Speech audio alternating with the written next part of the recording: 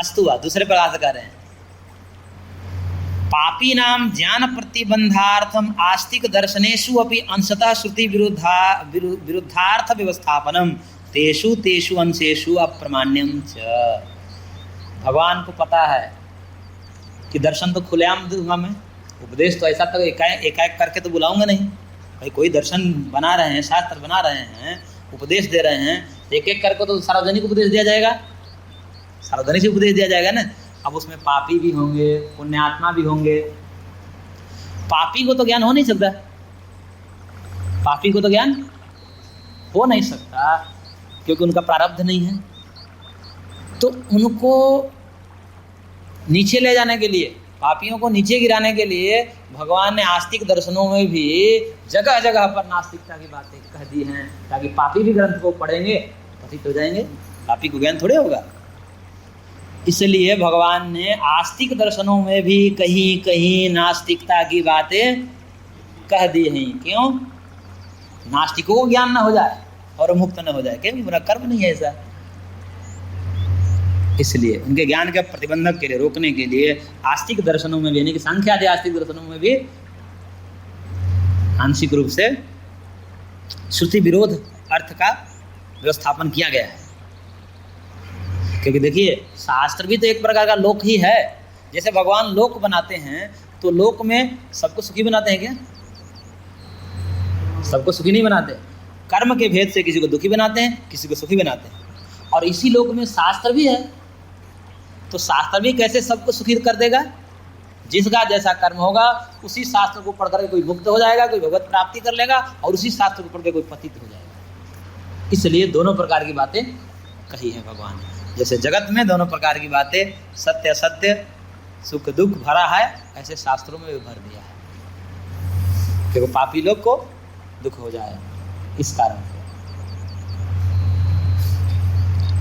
तो श्रुति स्मृति विरुद्धेषु, हाँ कहा तेषु तेषु अंशेषु अप्रमाण, लेकिन ध्यान रखना चाहिए पढ़ने वालों को, उन अंशों में उनका अप्रमाण समझना चाहिए। तो सांख्य को किस विषय में अप्रमाण समझना चाहिए? सांख्य को किस विषय में अप्रमाण समझना चाहिए? ईश्वर निषेध अंश, तत्व ज्ञान अंश में नहीं। इस श्रुति स्मृति अविरुद्धेषु ते मुख्य विशेषु प्रमाण्यम अस्ति एव। लेकिन श्रुति स्मृति के जो अविरोध अंश हैं, जो उसका मुख्य प्रतिपाद्य विषय है, सांख्य का मुख्य प्रतिपाद्य विषय ईश्वर की सिद्धि नहीं है। क्यों? तो उपक्रम उपसंहार देखिए, उपक्रम में क्या कहा? अथ त्रिवद दुखात्यंत निवृत्ति अत्यंत पुरुषार्थ, और अंतिम सूत्र क्या है? यद्वा तद्वा तदुचित्ते पुरुषार्थ तदुचित्ते पुरुषार्थ, यानी कि पुरुषार्थ यानी कि मोक्ष ही इसका मुख्य विषय है। तो इसलिए इस विषय में आप प्रमाणिक ये नहीं होगा। तो उन मुख्य विषयों में तो उनका प्रमाण होगा ही, अप्रमाण नहीं होगा। इसलिए प्रमाण्यम अस्ति एव। अतएव पद्म पुराणे ब्रह्मयोग दर्शनतिक्तानाम दर्शनानाम निंदा भी उपपद्यते। इसलिए पद्म पुराण में ब्रह्म दर्शन यानी कि ब्रह्मसूत्र, वेदांत के अतिरिक्त सारे दर्शनों की निंदा कर दी। वहाँ निंदा करने का क्या तात्पर्य है? क्योंकि उनका विषय ब्रह्म है, तत्व ज्ञान नहीं है, ब्रह्म के स्वरूप बताना है। तो इसलिए ब्रह्म का स्वरूप के विषय में अन्य शास्त्रों को प्रमाण मानेंगे तो वहाँ सांख्य को प्रमाण मान लेंगे, तो फिर सांख्य तो मौन है इस विषय में, और नहीं तो असिद्ध कह दिया। तो उसको प्रमाणिक के रूप में कहोगे तो फिर स्वरूप ही निर्धारित नहीं होगा, इसलिए उसकी निंदा कर दी गई। लेकिन निंदा का तात्पर्य यहाँ नहीं समझा जाएगा, वो अग्राह्य हो गया। उसके लिए कहा, देखिए यथा तत्र पार्वतीम प्रति ईश्वरम वाक्यम। भगवती पार्वती के लिए भगवान शंकर उपदेश कर रहे हैं, वहाँ बता रहे हैं, कई श्लोक दिए हैं, पूरा प्रकरण ही इन्होंने दे दिया। शृणु देवी प्रवक्ष्यामि तामसानि यथाक्रमं येषां श्रवणमात्रेण पातित्यं ज्ञानिनामपि।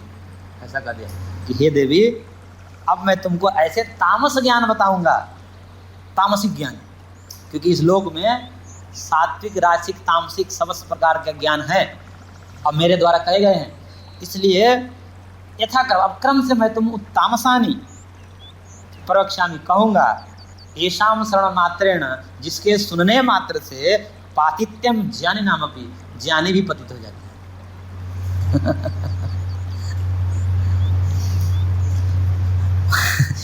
प्रथमम ही मय्येवोक्तम शैवम पाशुपदादिगम, पाशुपत शैव दर्शन सबसे पहला तामसिक ग्रंथ मैंने बनाया है। चिढ़ जाएंगे जो शैव हैं। नहीं, आस्तिकों में शैव, नास्तिक तो अलग है, उसको आगे बताएंगे, अभी आस्तिकों का वर्णन कर रहे हैं। प्रथमम ही मय्योक्तम शैवम पाशुपदादिकम, पाशुपदादि जो दर्शन हैं शैव, काश्मीरी शैव दर्शन, हाँ हाँ, ये सब जो है मैंने ही कहा, ये प्रथम मैंने ही उपदेश दिया। मत शक्त्यावशित विप्रई संप्रोक्तानि ततः परम, और मेरे ही शक्ति से युक्त होकर के ब्राह्मणों ने, विप्रों ने और बहुत सारे इसी प्रकार के तामसिक ग्रंथ बनाए। वो कौन से लोग हैं? कणादे न तु संप्रोक्तम शास्त्रम वैशेषिकम महत्, कणाद ने भी जो है कणाद ने भी क्या किया, महर्षि कणाद ने वैशेषिक शास्त्र का रचना की। गौतमेन तथा न्यायम, गौतम ने मेरे ही बल से न्याय शास्त्र की रचना की, सब तामसिक है।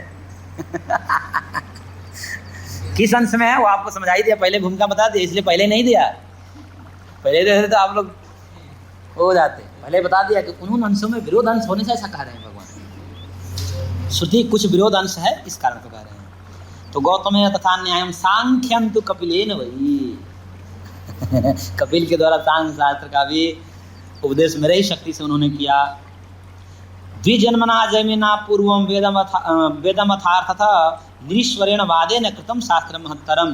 द्विजन्मा जो जैमिनी हैं उनके द्वारा निरीश्वरवाद, वो भी निरीश्वरवादी हैं, जैमिनी ने भी कहीं ईश्वर का उल्लेख नहीं किया, उन्होंने भी ईश्वर को कहा कर्म से ही सब हो जाएगा। जैसे यहाँ कर्म से ही सब मान लेते हैं महर्षि कपिल, वैसे उन्होंने भी कर्म से ही मान, ईश्वर को मानने की आवश्यकता नहीं है। तो करेगा ऐसे निरीश्वरवाद का मेरे ही शक्ति से, मेरे ही कृपा प्रताप से उन्होंने ऐसा रचा। और निरीश्वरवादे ने कृतम शास्त्र महत्तरम, ऐसा बहुत महान शास्त्र बनाया। धीषणेन तथा प्रोक्तम चार्वाक मति गर्हितम, धीषणेन यानी बृहस्पति ना, बृहस्पति के द्वारा चार्वाक दर्शन अति निंदित मति गर्हितम मतलब निंदित मति वाला, निंदित ज्ञान एकदम। ये तो चलो इसमें तो सात्विक अंश भी है, कुछ श्रुति विरोध अंश होने से ऐसा कहा जाता है, लेकिन ये तो एकदम त्याज्य है। मति गर्हितम बृहस्पति ना, क्यों कहा? करके मैंने ही किया, और भी कह रहे हैं, देखिए सावधान हो जाइए। दैत्यानाम नाशनार्थाय विष्णुना बुद्ध रूपिणा, दैत्यों के नाश के लिए भगवान विष्णु ने बुद्ध का अवतार लिया और बौद्ध धर्म का उपदेश किया, सबको नरक में ले जाने के। करके मैंने ही किया, मैंने ही किया बुद्ध के रूप में। दैत्यानाम नाशनार्थाय, क्योंकि ऐसे ज्ञान नहीं देंगे तो कैसे पतित होंगे, तो ऐसे जो है ज्ञान दे करके सबको पतित बना दिए। सब दैत्यों को विष्णु ने बुद्ध रूप में